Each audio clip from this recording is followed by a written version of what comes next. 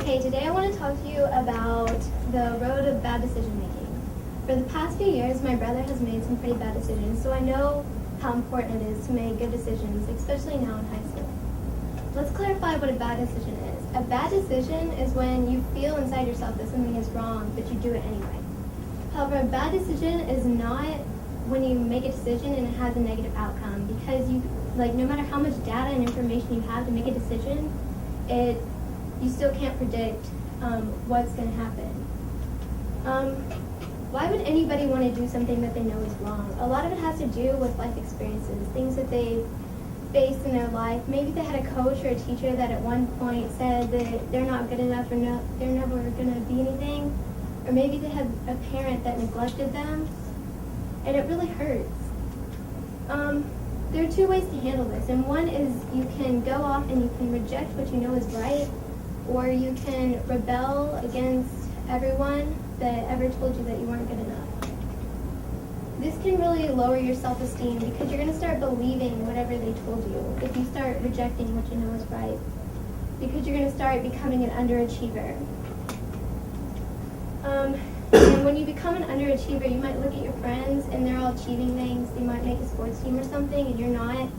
And you might say to yourself and you think you're failing. And then you're going to start hanging out with people who smoke and do drugs and drink because they're already at the bottom. And what you want is you want acceptance, and they're the only people that will accept you. But ultimately, if you make bad decisions, you're going to have to deal with consequences.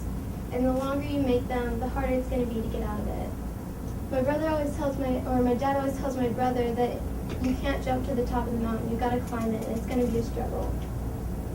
If you're running in a race and you come in last, and you tell yourself that you're a failure and you never want to run again, and you go home, and then 5 years later you wake up one day and you realize that the last time you were happy is when you were running, and you go out for a run, but you realize how out of shape you are. It's going to be a lot harder because you've waited so much longer than if you would have just said, okay, next time I'm going to try harder. Why do people keep making the same mistakes over and over and over again? A lot of it has to do with the fact that they've convinced themselves that they're not good enough and they deserve the hurt that they're going through. Or sometimes they just insist on rebelling against people who told them they weren't good enough, no matter how badly it hurts. And I love this quote by Albert Einstein that says, insanity is doing the same thing over and over again but expecting different results. My brother has taken algebra 2-3 times, and every time he has failed it because every time he goes at it with the same approach. And he says he doesn't try, but he says, I'm not good at math. Well, I'm like, if you've taken it 3 times, you should eventually get the hang of it. So that's no excuse. What the runner should have done and what my brother should have done and what everyone else should do is they should forget the past, deal with the present, and move on to the future. Because if you don't make the bad decisions, if you just say to yourself that I'm going to work hard and I'm not going to let the negativity affect my life, then you won't have to clean up the mess.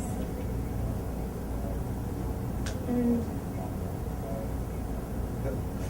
oh yes, I'm sorry.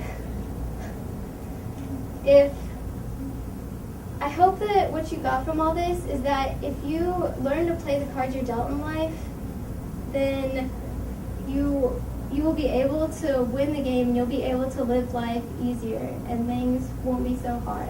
And I've learned that from my brother, and I hope that I will never make the same mistake. All right, thank you.